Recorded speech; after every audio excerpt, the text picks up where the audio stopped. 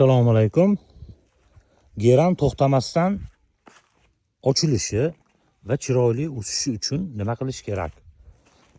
Biz kecha oxirgi videoyimizda to'xtamay gullash uchun shox ko'p bo'lish kerak. Shox ko'p bo'lish uchun kesib shoxlatib olish kerak degandik. Bu kesib turib shoxlatib olganimiz. Endi bunaqangi qilib o'stirish uchun uy sharoitida, misol uchun ko'pchilikda kesgandan keyin bunaqangi bo'lib o'smaydi. Sababi ozuqa berilmaydi. Ozuqa berganingizdan keyin, bermaganingizdan keyin uni kesganingiz bilan bu darajada qilib o'stira olmaysiz, u qiyinroq. Shuning uchun ozuqa berish kerak. Endi hop kesdingiz, shunaqangi bo'lib shoxladi. Bu massa ko'p. Bargi ko'p, shoxi ko'p. Buni boqishi uchun, bundan gul chiqishi uchun buni o'zini quvvati yetmaydi. Sababi tuprog'i chegaralangan tuvakda o'syapkan, chegaralangan joyda o'syapkan. Tuproqdagi bor elementi, bor ovqati buni gullash uchun yetarli bo'lmaydi. Shuning uchun tuvakda o'sayotgan gulga albatta ozuqa berish kerak.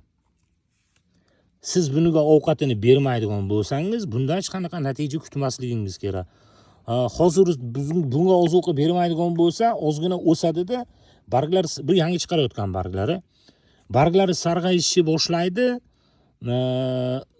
gul qarishni boshlaydi. Bargi xiralashadi, oqaradi. Sekin astalik bilan qisqasi shunaqangi holatga keladi. Qo'pol qilib gapirganda shu holatga kelib qoladi. Endi uni kesgandan keyin shoxlatish uchun NPK 20-20-20 bu NPK. Shu NPK'si azot, fosfor, kaliy bo'ladi. Bu 100 gram mahsulotda azot, fosfor, kaliyni qancha foizda borligini ko'rsatib turadigan miqdori bo'ladi. Kesganingizdan keyin buni 20-20sini berasizmi, 25-25ni berasizmi, farqi yo'q. Bir haftada, 10 kunda bir berib turadigan bo'lsangiz, kesganingizdan keyin shoxlashi, o'sishi oson bo'ladi. Ozgina shoxlab o'sib olgandan keyin, massa paydo bo'lgandan keyin, massa deb turib, gulli barglari, shoxlari paydo bo'lgandan keyin xuddi shu NPK'ni birinchisidagi 20, ya'ni 20-20-20 turgan bo'lsa, birinchisidagi 20si azoti oz bo'lgan miqdorini olinadi. Misol uchun 10% gacha bo'lgani. Fosfori ozgina yuqoriroq, kaliysi bo'lsa, undan da yuqoriroq bo'lganini olasizda gulingizga qo'yasiz. Bu sizni beradigan ozuqangiz gulli gullashi uchun tayyorlaydi va gullatib beradi. Fosfor bilan kaliysi gullatib beradigan bo'lsa, azoti oz bo'lgani ozgina miqdorda gulni yashnatib, yangi shoxlarni to'xtamasdan o'sishiga yordam beradi. To'xtamay gullash uchun doim kesish kerak degan emas. Bitta shoxlatib oldingizmi, shu ozuqasini berib turadigan bo'lsangiz, ozginagina azot bo'ladigan bo'lsa, fosfor va kaliysi yuqoriroq bo'ladigan bo'lsa, to'xtamasdan gullaydi, to'xtamasdan shoxlaydi. Agar doim shuni o'zini bersam nima bo'ladi desangiz, azot ko'p. 20% azoti ko'p. Bu azot ko'p bo'ldi degani gulni asosiy quvvatini o'sishga qaratib beradi degani. Barglari katta-katta bo'ladi, gulingiz yashnab ketadi, lekin gul ko'rmaysiz, besonaqay bo'lib ketadi-da, gul ko'rmaysiz, o'sib ketaveradi. Shoxlab ketaveradi, o'sib ketaveradi. Xuddi shuni 20sini kamaytirib, birinchisidagini bu yog'ini ozgina yuqorirog'ini beradigan bo'lsangiz, gulingizni ham o'sadi, ham gullaydi. To'xtamasdan gullaydi. Eng asosiysi to'xtamasdan gullaydi. Yorug' joyda bo'lsa. Hop. bitta bu ozuqani berishchi o'zi bilan bo'lmaydi. Buni eng asosiy fundamenti uni tuvagi bilan tuprog'iga qaratiladi. Tuprog'ingiz yengilroq bo'lishi kerak. Yerni tuprog'iga ekib qo'yadigan bo'lsangiz, bu natijaga erisha olmaysiz. Yerni tuprog'ida ildiz zo'r nafas olmaydi. Ildizga yaxshi kislorod kirib bormagandan keyin siz ming dori berganingiz bilan unda o'sish bo'lmaydi. Shuning uchun juda ham ko'p aytamiz, har qanaqa gulni zo'r o'sishi uchun uni tuprog'i zo'r bo'lishi kerak deb. Zo'r tuprog'i kimdir chirindi bilan qiladi. Kimdir torf aralashtirib qiladi, kimdir sholi po'chog'ini aralashtirib qiladi.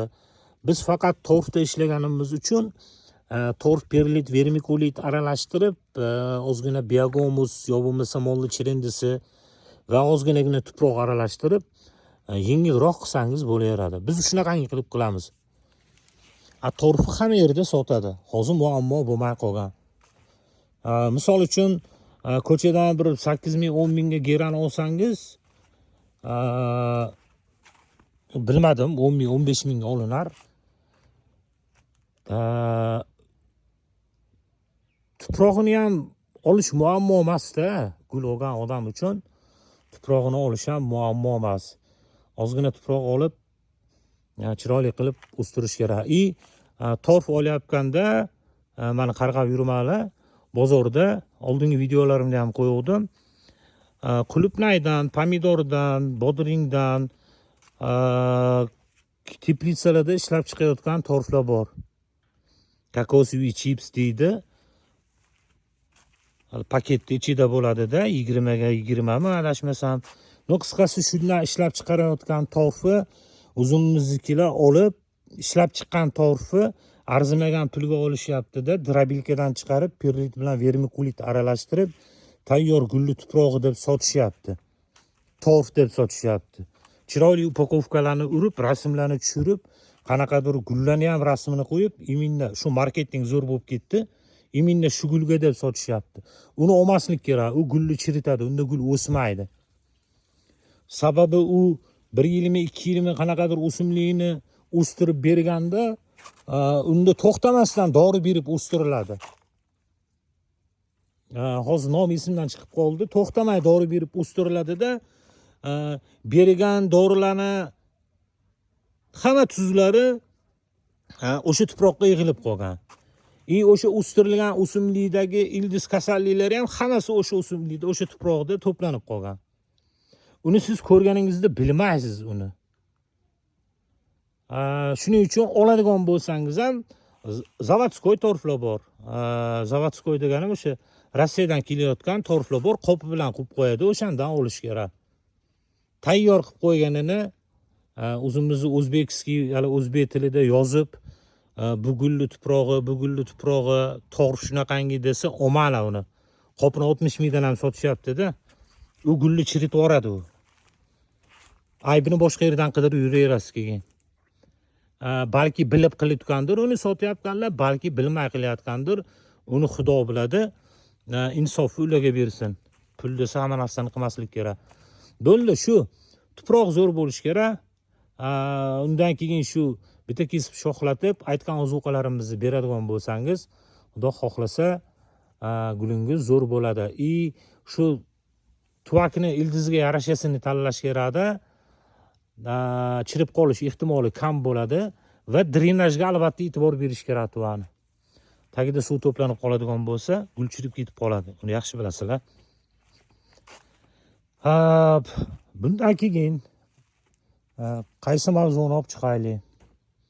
Indiyskiy sirenni so'rashdi, ildizlatishni. Uni ham qo'yarmiz. Mana telefonni qo'yib turib oladigan anaqalarim bor edi. Nima deydi? Ishxonada qolib ketgan oldingi joyimda hozir yo'q. Mikrofonim ham yo'q. Hamma narsam qolib ketgan. O'shaning uchun bilmayman, bir qo'lda olib ko'rsatish iloji bo'lsa, balki bir qo'lda ko'rsatarman sirenni ildizlatishni. Hali ozgina vaqt bor. Hozir qiladigan bo'lsangiz, chirib qolish ehtimoli yuqori bo'ladi. Sirenni qo'yamiz ildizlatishni. Gortenziyani drevovidniylarini kecha kesganman. Bugun kesib uzish tayyor qildim, qalamcha qilib. Bugun ildizlatkani qo'yaman. Bularni ham kessam kerak. Krupnolistniy gortenziyalarni.